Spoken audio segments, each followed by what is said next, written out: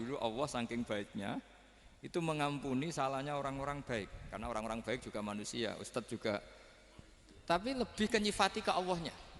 Kalau kita kan enggak, lebih tertarik nyifati mayitnya, sehingga kita di hati itu mayit kira tak jalukno sepuro tuntas kayak gitu. jadi kalau di Quran enggak seperti itu. Jadi kita lebih mensifati Allah itu Ghafur, Afuwun Karim. Makanya seperti doa-doa kita kalau Ramadan begini, Allahumma innaka afuwun karim tuhibbul afwa, baru bakas fa'fu anna. Jadi ada aturannya. Meskipun ilmu ini agak jelimet, tapi bagi ahlinya ini ma'ruf. Kalau sampean enggak paham berarti enggak ahlinya. Jadi ilmu ini agak jelimet, tapi ma'ruf. Nah, sehingga Rasulullah, kalau kita meyakini syafaatul Rasulullah SAW, itu cara berpikir harus kita balik. Misalnya begini, wong Islam nakale ngono, penggaweane maksiat kok disafaati Kanjeng Nabi kurang penggawean. Caranya berpikir jangan gitu. Kalau gitu kowe mari mangkel, wong nakale ngono kok untuk syafaati Kanjeng. Tapi cara berpikir gini, syafaatu Rasulillah itu wasiah, luas sekali. Syafaatu Rasulillah ghairu munhasirah, tidak terbatas. Syafaatu Rasulillah itu lebih sakti ketimbang dosanya umatnya. Semua ulama dulu kalau nyifati Allah juga gitu. Allahumma misalnya maghfiratuka awsa'u min dzunubina, ya, yang misalnya yang pakai mutakalim ya Allahumma maghfiratuka awsa'u min dzunubi wa rahmatuka arja inti min amali. Jadi jangan kitanya dulu. Kalau kitanya dulu kan nyifati kita dosa banyak, itu sama ndak usah ngaku, sudah tahu semua. Tapi nyifati pertamanya apa? Allahumma maghfiratuka awsa'u min dzunubi wa rahmatuka arja inti min amali. Sehingga dari nyifati maghfiratullah yang wasiah, yang tidak terbatas, kemudian kita sah mengatakan bahwa ahlul maksiat pun mungkin atau berhak dapat ampunan. Sama, syafaatu Rasulillah itu ghairu munhasirah, syafaatu Rasulillah itu wasiah, sehingga sahlah riwayat syafaati li ahlil kabair min ummah. Itu bukan menyangkut melegalkan kabirah, bukan menyangkut mengesahkan orang Islam dosa besar, karena nanti dapat syafaatnya Rasul. Cara berpikir jangan gitu. Nanti kamu mentasjek, memberanikan orang melakukan maksiat berdasar iktimat syafaati Rasulillah. Itu jangan gitu cara berpikir, dibalik apa? Syafaatu Rasulullah ausa'u wa ausa'u. Sangat luas. Sehingga saking luasnya sampai yang tukang maksiat saja kebagian. Sama, rahmatnya Allah Ta'ala itu wasiah, rizkinya Allah ya wasi, sampai wong nganggur ya iso mangan ngono. Lah begitu juga rahmati Allah Ta'ala itu wasiah, sampai wong sing sumpek utange akeh ya iso guyu ngono.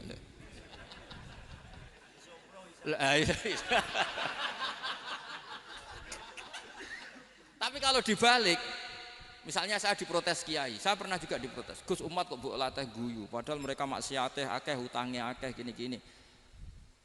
Karena kamu menyifati orangnya. Kalau menyifati orang ini sampean guyu haram. Utang jatuh tempo, sampean gak mikir dosa ndak? Dosa. Jadi kiai muridnya goblok kok kiai ini kurang tahajud itu ya dosa. Jadi kiai kok muridnya goblok tenang wae. Sementing untuk sowanan itu amatir ya kene. Mestinya cara berpikir dibalik. Rahmatullah wasi'ah, rizquhu ya wasi', fadluhu wasi'. Sampai wong sumpek wae iso guyu. Sehingga kita ini sudah objek. Loh, kita ini tidak subjek, di alam raya ini kita tidak subjek tapi apa? Objek. Makanya saya berkali-kali mengatakan, mbok kayak apa sumpeknya kita, tetap wong iso guyu. Karena apa? Allah mensifati dirinya wa annahu wa adhaka wa abka. Allah itu adhaka, zat yang memberi orang iso guyu. Wa abka lan zat sing maringi wong iso nangis. Karena sifatnya Allah Ta'ala pasti nafidah, sifatnya Allah Ta'ala pasti terjadi. Dan kita objek. Makanya wong sumpek utange akeh, bojo ora percaya, tangga ora percaya, nak guyu banter-banter. Karena Allah ku adhaka, zat sing maringi guyu. Wa abka, sudah presiden, sudah gubernur, sudah menteri, nak Allah kepengin nangis no yo nangis. Coba ngeluhnya apa kalau misalnya jenengan seorang mantan presiden atau mantan gubernur, kadang anaknya calonan RT mbok menang bondak ya. Ngeluhnya apa orang alim, misalnya alim alama, anaknya mau jadi jurumiyah raiso, susah. Kaya raya anaknya jadi pasien, susah. Allah punya cara untuk abegah, untuk bikin orang nangis. Nah karena kita ini objek, pasti sesupek apapun orang yang bisa tertawa ya bisa nangis. Makanya banyak ulama yang nggak terlalu serius mikir agama ini, bukan karena dablek, enggak, karena Allah mensifati dirinya Al-Hadi yang memberi petunjuk. Kita nggak ditunggoni Kanjeng Nabi, nggak ditunggoni Wali Songo, nggak ditunggoni para alawin yang dulu, nggak ditunggoni Habib-Habib yang kayak Said Abdul Al-Haddad.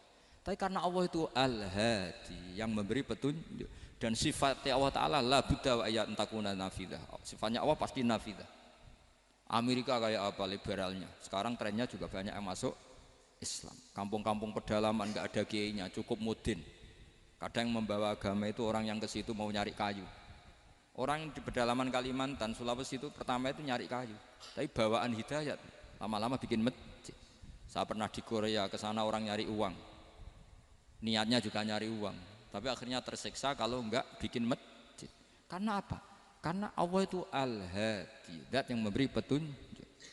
Maka kamu tidak usah khawatir, agama ini pasti jalan ila yaumil qiyamah, karena Allah Al-Hadi. Sama mbok kamu umat mbok weden-wedeni kowe ku amalan ora mesti ditampa, nek ora ditampa mlebu neraka. Ngono mulai ngaji ya tenang ae, tenang santai. Bahkan kadang bilang gini, Pak Yai tadi gak bener, masa ngecap orang mlebu neraka. Kita yang masyarakatnya gak tahu pintunya, Pak kayaknya tahu pintunya. Karena orang itu punya cara. Loh ya betul. Orang Bedui itu kalau ngaji sama Nabi itu lebih unik timbang yang soleh, timbang yang pinter.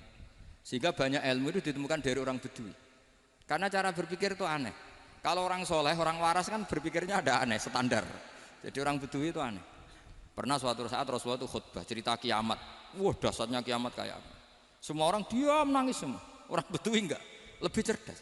Ini Nabi itu aneh, cerita kiamat kok udah ada tanggalnya, ini gimana? Orang nangis semua karena dahsyatnya kiamat kayak gitu. Bumi dihancurkan, wus. Pantas sudah nangis dewi-dewi. Ya ono sing nangis pabrik banyune macam-macam ya. Ini kalau kiamat gimana ini perjalanan air kemasan saya kan orang mikir mikir dewi-dewi gitu. Tapi ini enggak. Orang Bedui cara berpikir tuh enggak. Malah ya Rasulullah mata sa'ah. Engkau itu cerita kiamat tapi enggak jelas tanggalnya. Kalau cerita kiamat ya harus jelas dong kapannya. jadi unik. Jadi cara berpikir sahabat kaget semua loh. Kaget. Karena gak kepikiran. Nabi a'radu anhu, a'radu itu mengabaikan. Banyak sahabat yang menganalisis lam yasma kan. Nabi memang gak dengar sehingga mengabaikan. Ada yang analisis lagi sami'a wa kariha. Sebenarnya Nabi dengar itu gak berkenan karena tengah-tengahnya khutbah kok tanya. Tapi si Arabi ini cerdas. Masuk akal kan? Misalnya mau pilihan presiden, orang mesti tanya kapan kan gitu. Ya kan? Mau ganti presiden atau ganti bupati, takarannya orang kan kapan? Kayak Mas Akom jadi wali ndak? Pertanyaannya kan kapan? Kalau jatuhnya kan sudah ya. Sehingga tanya, mata sa'ah ya Rasulullah. Lama-lama Nabi diangen-angen, bener juga orang ini. Saya cerita kiamat kok gak jelas kapannya. Ini Nabi menjawab. Tapi karena Nabi orang-orang yang sangat pinter, tanya balik. Ma'atat talaha. Lalu kalau kamu berani tanya kiamat kapan, saya tanya balik. Ya persiapan kamu apa? Jawabnya santai saja. Fawwah ma'atatulaha kabira sholatin wala siyamin walakinni uhibbuka ya Rasulullah. Saya enggak menyediakan apa-apa, sholat saya biasa aja, maksudnya standar. Ya kira-kira 5 waktu pas. Ya jenis saya lah kira-kira gitu. Wala kabira siyamin, dan saya puasa ya standar saja pas. Walakinni uhibbuka ya Rasulullah. Tetapi saya mencintai engkau ya Rasulullah.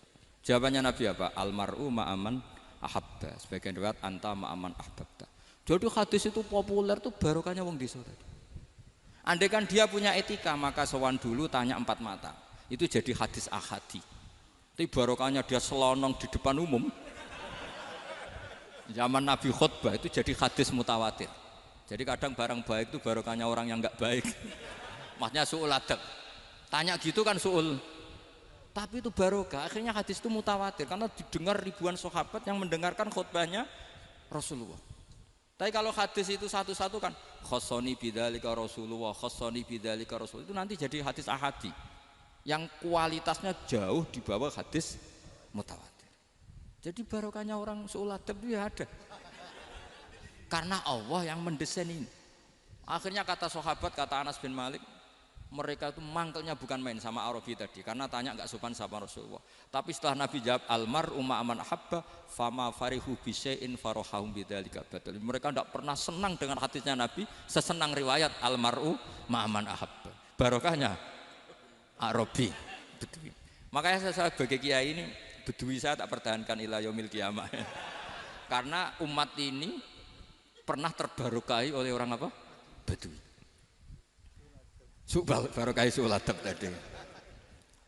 Jadi mohon ini supaya majelis ini kan majlisul iltorti Rasulullah, coba terlatihlah mengatakan Allah itu subjek, Allah itu al-fa'ilul mukhtar, Allah itu al-fa'ilul mukhtar, Allah itu yang menentukan alam ini.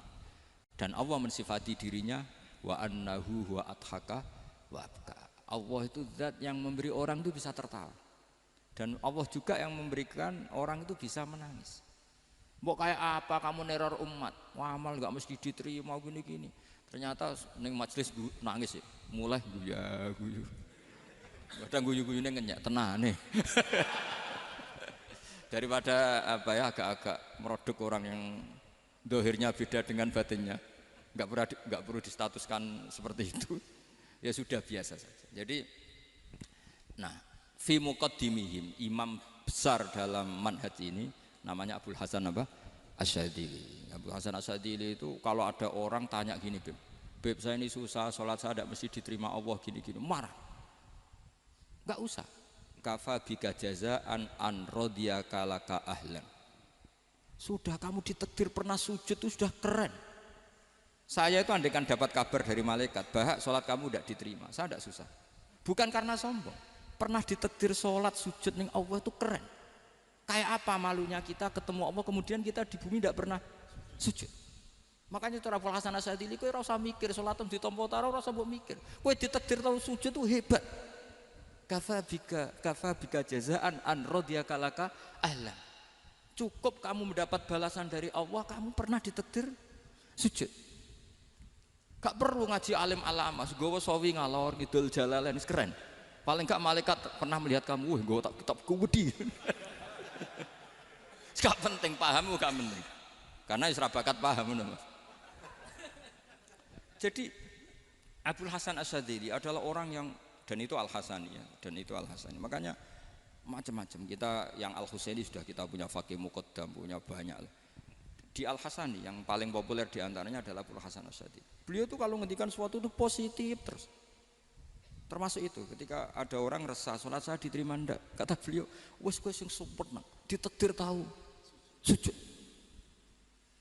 Saya itu sebetulnya kadang-kadang yang miris, wes sholatku tompo ta ora, tapi saya sangat sadili, sangat sadili. Saya nggak pernah berdoa ya Allah ibadah kami jenengan terima ndak, karena takut kalau doa gitu keterusan itu terus ditompo ora ya. Akhirnya keterusan gitu, akhirnya ngenes. Masa orang pernah sujud ngenes? Lama-lama gini setan masuk. Apa artinya saya sujud ternyata gak diterima? Lu wong kawula kok iskal tentang pernah sujud. Itu kan ibarat gini, kamu ngasih uang sama orang tua kamu, misalnya Habib Soleh ngasih uang Habib Ali, terus apa artinya tak kasih, kemudian beliau tidak terima kasih, itu kan lucu. Terima kasih tidak terima kasih, seorang anak ngasih orang tua itu keren. Makanya saya bangga dengan Habib Soleh ketika beliau mengumrohkan Habib Ali, sudah mendaftarkan haji Habib Ali. Gak usah mikir diterima apa enggak. Wes keren, itu sudah perilaku yang keren, yang hebat. Makanya saya sering ada orang mau cerai tanya saya, Gus saya ini cerai gak, istri saya kurang ajar gini. Gak usah. Tapi bojo kula judes. Uang di bojo itu wes keren, paling gak kowe ra darani jomblo.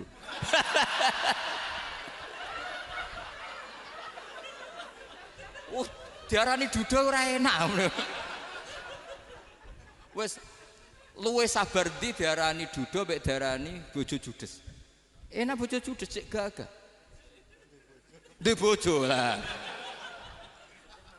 Oh, iya.